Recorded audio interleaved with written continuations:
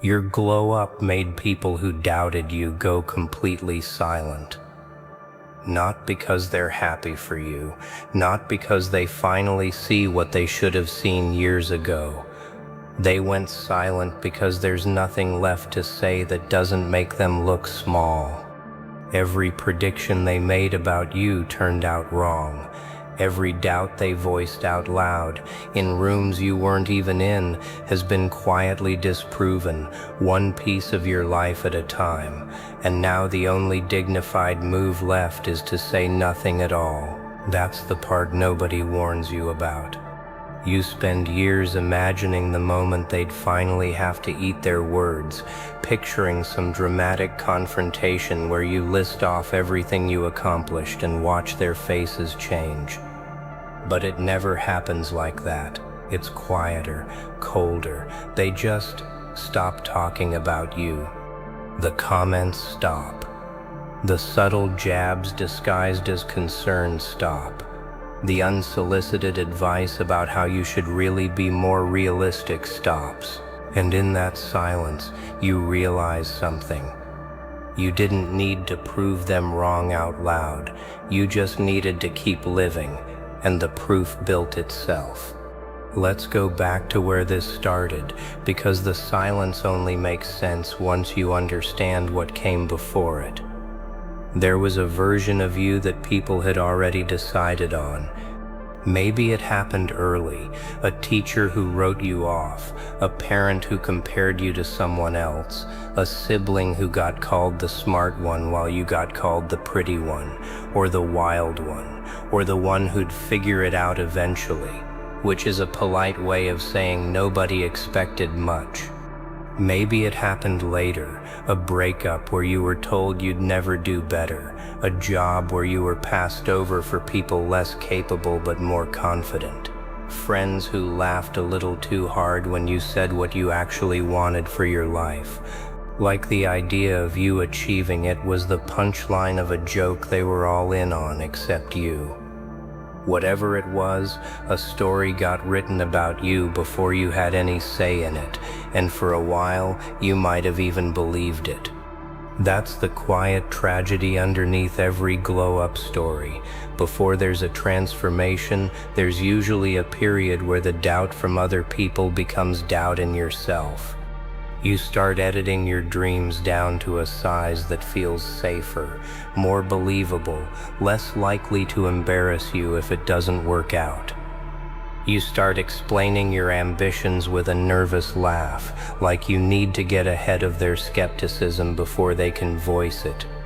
You start shrinking, not because you wanted to, but because it was easier than constantly defending a version of your future that nobody else could see yet. And then, somewhere along the way, something shifted. Maybe it wasn't dramatic.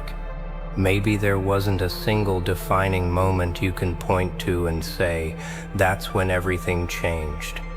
Maybe it was smaller than that. A decision to show up one more day after you wanted to quit. A habit you kept even when nobody was watching.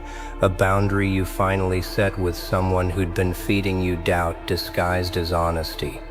Real transformation rarely looks like the highlight reel people imagine.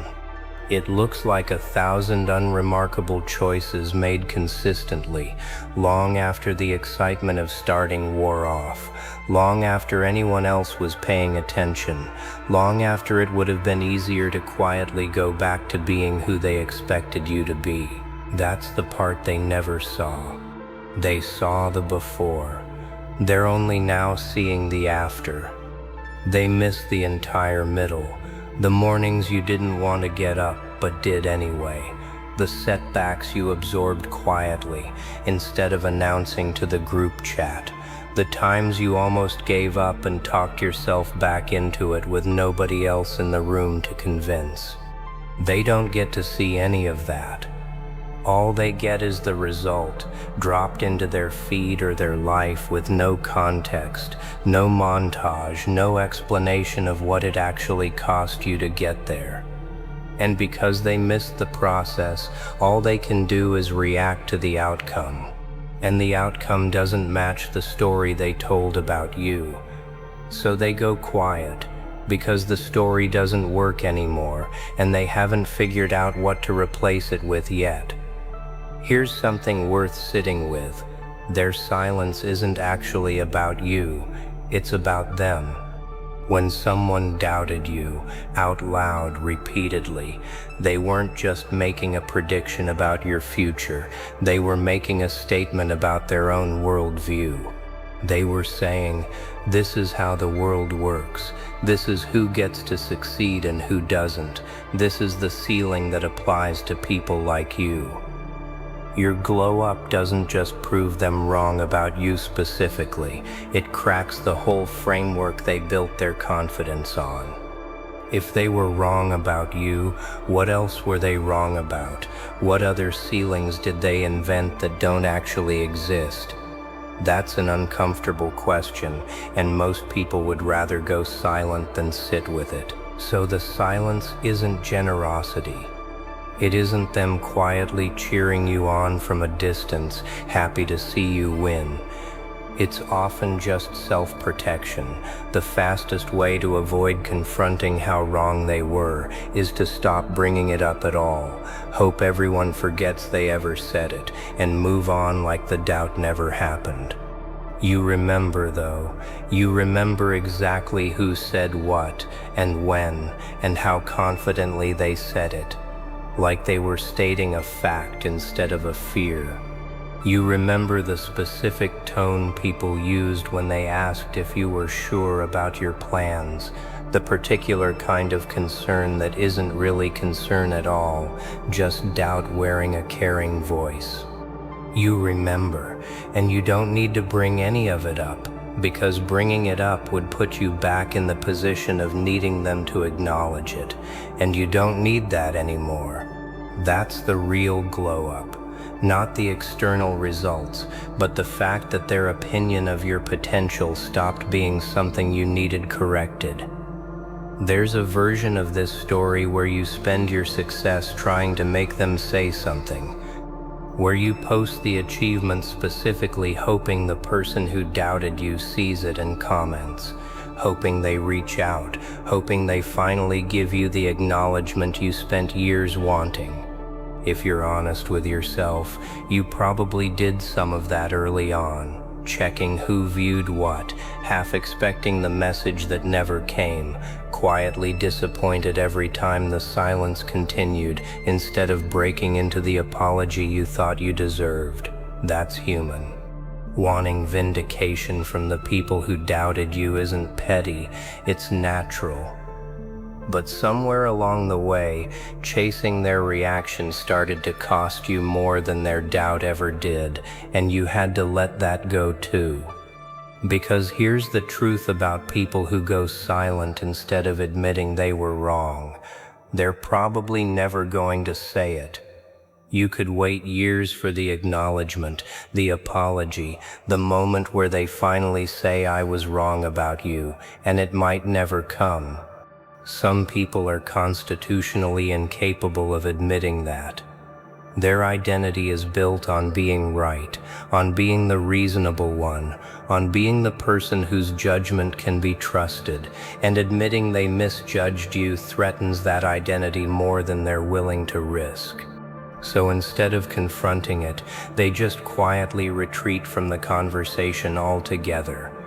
And if you're still waiting on that admission to feel complete, you've handed your piece right back to the same people you supposedly grew past. That's why the real glow-up isn't measured by their silence. It's measured by whether their silence still matters to you at all. Think about what actually changed between then and now. Back when they doubted you, their opinion had weight because you hadn't yet built enough evidence of your own to counter it.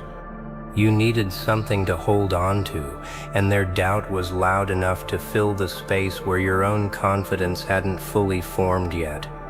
But confidence built on nothing but stubbornness doesn't last. Real confidence gets built the same way everything else does, through repetition, through evidence, through proving something to yourself often enough that you stop needing outside confirmation. By the time your life actually started reflecting what you always believed was possible, their opinion had already lost its power over you. The silence just confirms what had already happened internally, months or years before they noticed anything different from the outside. That's an important distinction. The glow-up didn't happen because they went silent. They went silent because the glow-up already happened. The internal work came first. The external result was just the part visible enough for other people to finally notice. And once you understand that order, the whole thing stops being about them entirely. You're not doing this to shut anyone up. You're not building your life as a rebuttal to people who don't think about you nearly as much as your ego wants to believe. You're doing this because somewhere along the way, you stopped asking for permission to become who you actually are, and it turns out that person was a lot more capable than the story anyone else was telling about you.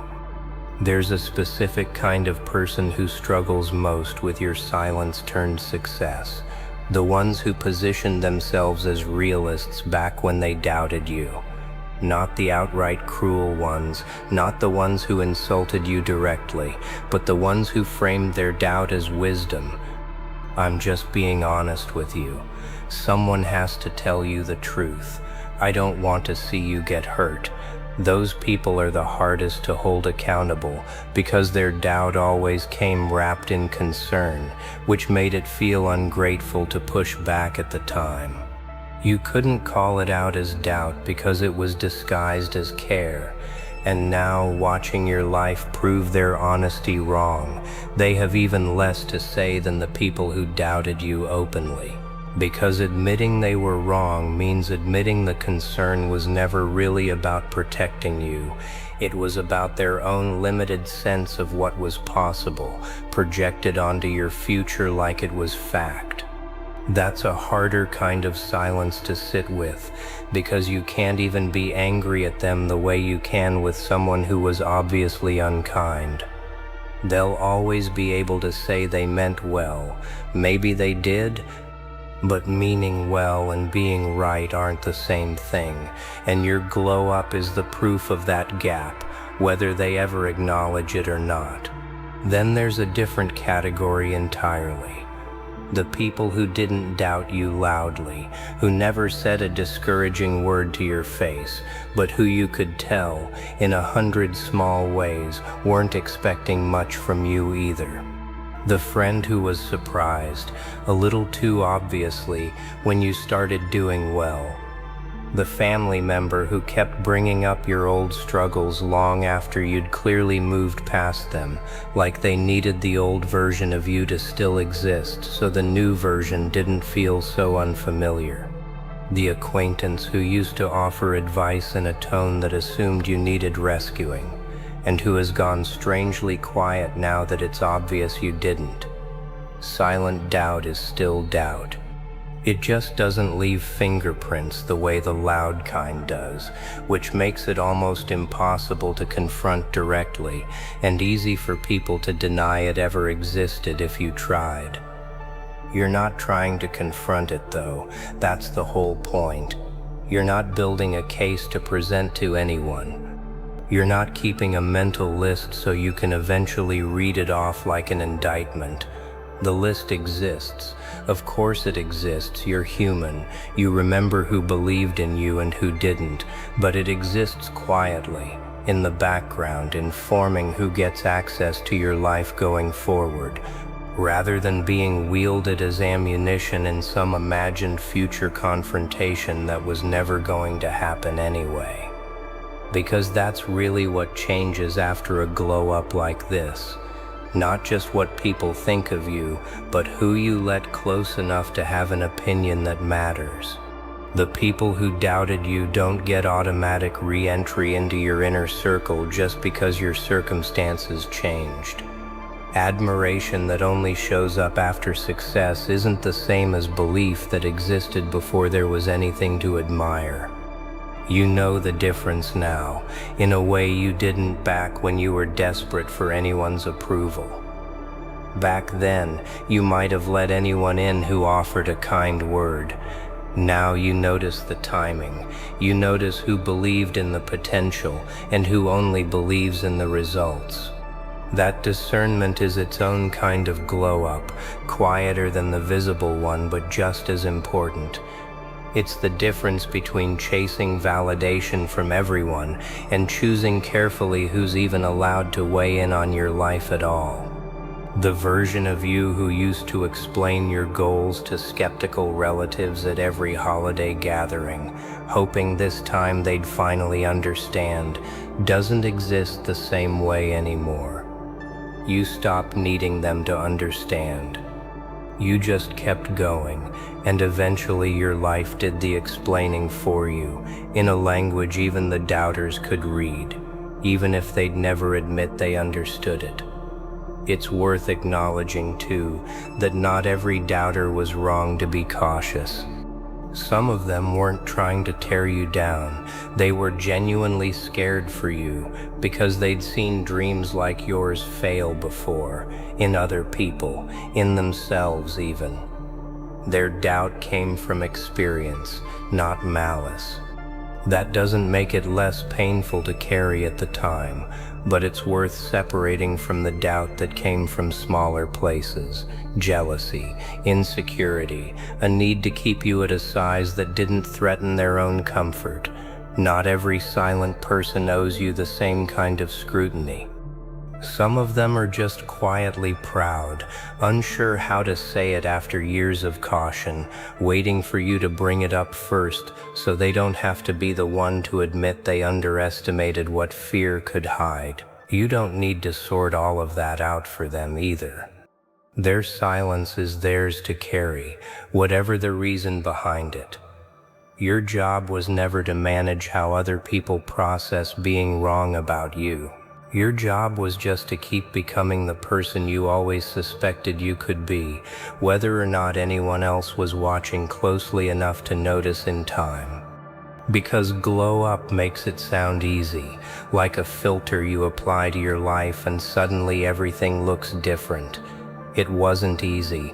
It required you to sit with the discomfort of being underestimated for longer than felt fair.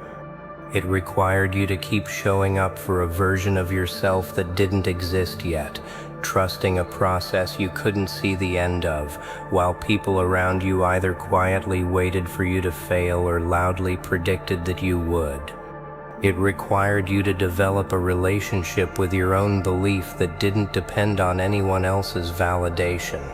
Because for a long time, validation simply wasn't coming, and if you'd needed it to keep going, you would have stopped a long time before you got anywhere close to where you are now.